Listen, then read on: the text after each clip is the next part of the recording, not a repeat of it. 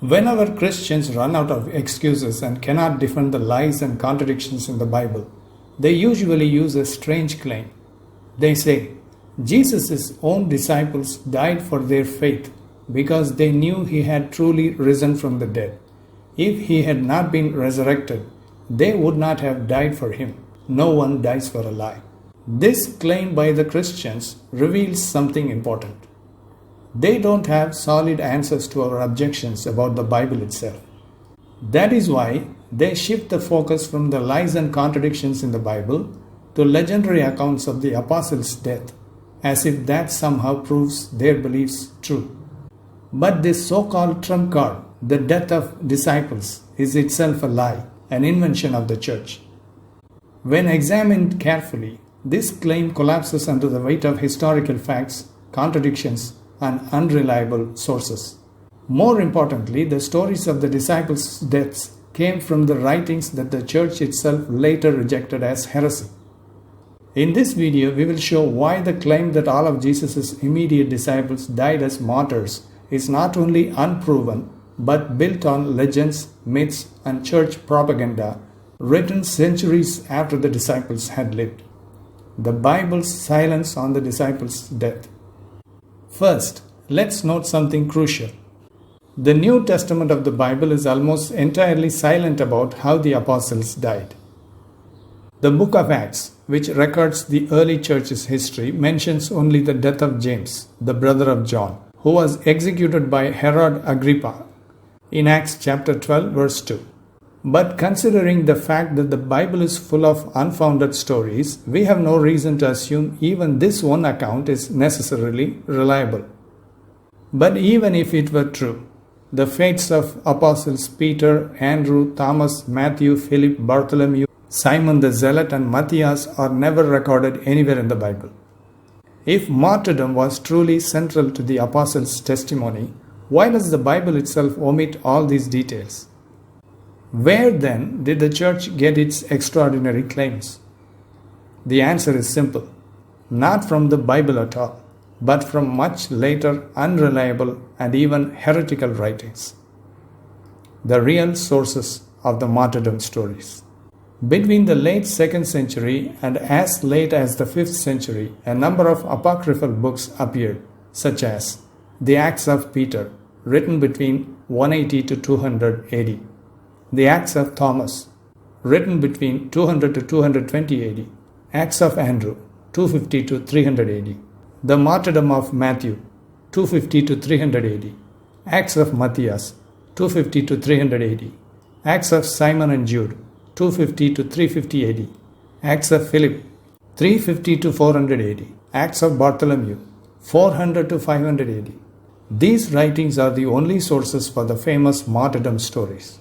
And they all share the same problems. They were all written too late, 150 to 400 years after the apostles lived. They all contain mythological content filled with dragons, talking animals, sorcery, and bizarre miracles. They all have contradictions. Apostles are said to have died in multiple different places. Matthew supposedly died in 3 places: Ethiopia, Persia, or Macedonia. And Bartholomew died in 3 places as well: Armenia, India, and Mesopotamia. Strange, right? And there are no external confirmations. No Roman or local records mention these martyrdoms. Because of this, historians unanimously regard these writings as fictional legends, not history. But here is the most striking fact. The early church itself rejected these writings. Church councils branded them heretical, Gnostic, or unreliable and excluded them from the biblical canon. Yet, ironically, the very same church borrowed their martyrdom legends and preached them as truth for centuries, while keeping ordinary Christians ignorant of where these stories came from. The theological contradiction. And there is an even bigger problem. If the church had openly included these books, its theology would collapse. These writings deny or distort Christianity's core doctrines. They reject marriage as good. They deny a bodily resurrection. They portray God's creation as evil. They teach salvation through secret knowledge instead of grace and faith. They undermine monotheism. they challenge the apostles' authority. In other words, the very books that describe the apostles' martyrdom also contradict Christianity's foundational teachings. So how could the church take the martyrdom stories from these books while rejecting their theology? The truth is simple. To make Christianity appear stronger, the church borrowed the martyrdom myths, hid their origins, and passed them on as fact, while concealing from believers that these stories came from books they themselves had condemned. The Bible's own unreliability. Even if the Bible had recorded the apostles' martyrdoms, which it doesn't, that would still not prove them historically true.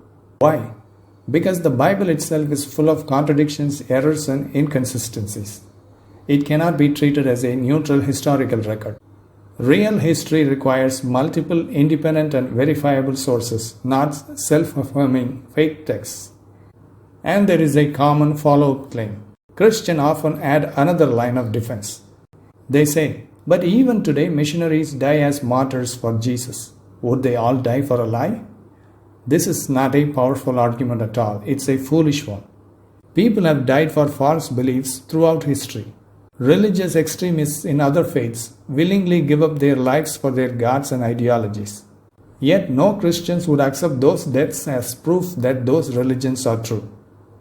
The same is true in politics. People have sacrificed their lives for causes and ideologies later proven false or harmful. So the fact that some missionaries die for Christianity today proves nothing about the truth of the religion itself. And the conclusion is, the popular Christian claim that all the apostles of Jesus died as martyrs for the truth of the resurrection is not based on fact. It is based on legends written centuries later in writings that the church itself rejected. So the story that Jesus' disciples died for their faith is not history. It is a myth borrowed, repackaged, and sold as truth.